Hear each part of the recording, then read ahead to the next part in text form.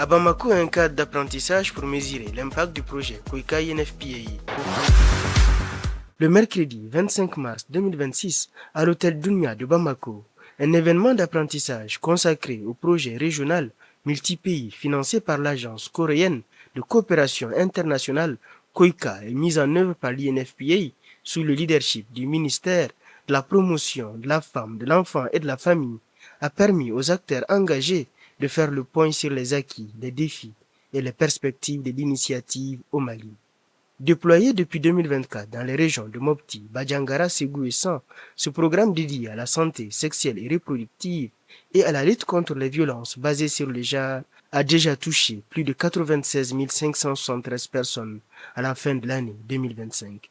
Le compte rendu, signé Bibatama Moutouré. Après 18 mois de mise en œuvre du programme de la Koika, les premiers résultats sur le terrain témoignent d'avancées significatives dans l'accès aux services essentiels au Mali. Porté en partenariat avec UNFP, ce projet vise à améliorer la santé sexuelle et reproductive et à renforcer la lutte contre les violences basées sur le genre dans les zones fragiles. À ce jour, 38 125 personnes ont bénéficié des services de santé sexuelle et reproductive. Parmi elles, 7 439 femmes enceintes ont eu accès à des soins maternels et à des accouchements assistés. En parallèle, 57 structures sanitaires ont été soutenues et 42 agents de santé formés pour améliorer la qualité de la prise en charge. Sur le volet des violences basées sur le genre, plus de 32 700 personnes ont été touchées à travers des activités de prévention, d'atténuation et de réponse à la VBG. Des centres intégrés assurent également la prise en charge holistique des survivantes, incluant un accompagnement psychosocial et des activités de réinsertion socio-économique. Pour Mohamed Lamine Mohamed Baïba, représentant de l'UNFP au Mali, ces résultats traduisent l'impact concret du programme sur les communautés les plus vulnérables.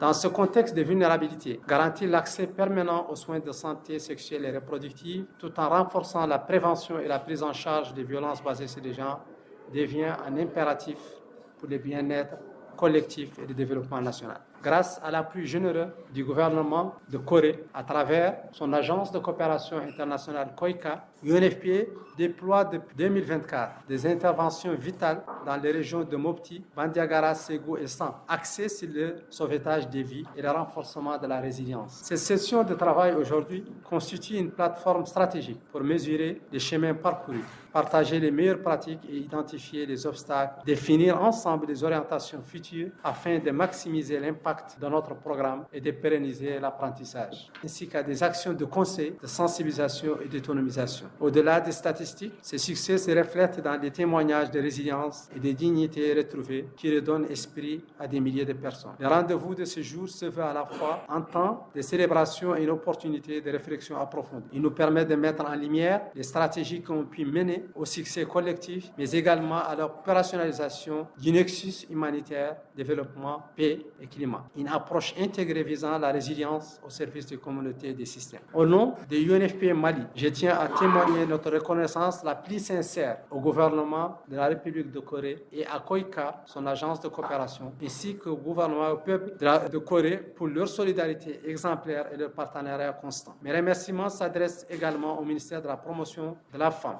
de l'Enfant et de la Famille pour son leadership essentiel, ainsi qu'à l'ensemble de nos partenaires nationaux et internationaux. C'est grâce à vous et à votre dévouement quotidien que la réalisation de cette mission devient possible.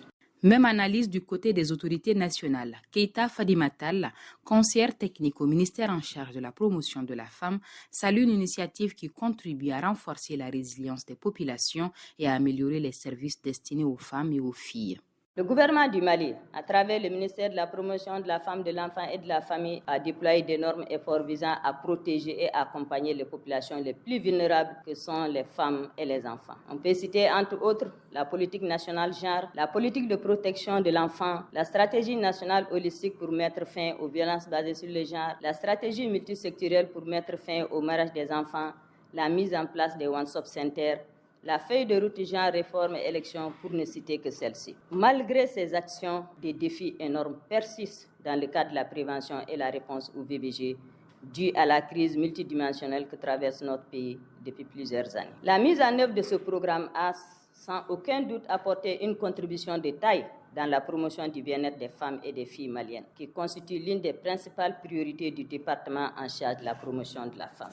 Le programme est exécuté en partenariat avec les services techniques de la santé, de la promotion de la femme, d'autres départements sectoriels, les collectivités et les organisations non gouvernementales nationales. Permettez-moi de saluer l'engagement de ces partenaires d'exécution qui n'ont ménagé aucun effort malgré le contexte assez difficile pour réaliser des interventions majeures en vue d'atteindre les objectifs fixés. Cette rencontre est un exercice qui nous permettra de faire le point de la mise en œuvre et de discuter sur les prochaines étapes. Honorables invités, mesdames et messieurs, les attentes du gouvernement vis-à-vis de vos réflexions sont grandes. Nous comptons sur des recommandations pragmatiques qui serviront de socle à la formulation de la phase ultérieure du projet et au développement de nos prochaines stratégies nationales. Malgré ces avancées, des défis persistent, notamment dans l'accès aux services dans les zones les plus enclavées. Les acteurs du programme entendent ainsi renforcer leurs interventions pour toucher davantage de bénéficiaires, un engagement renouvelé pour sauver des vies et soutenir les communautés affectées par les crises.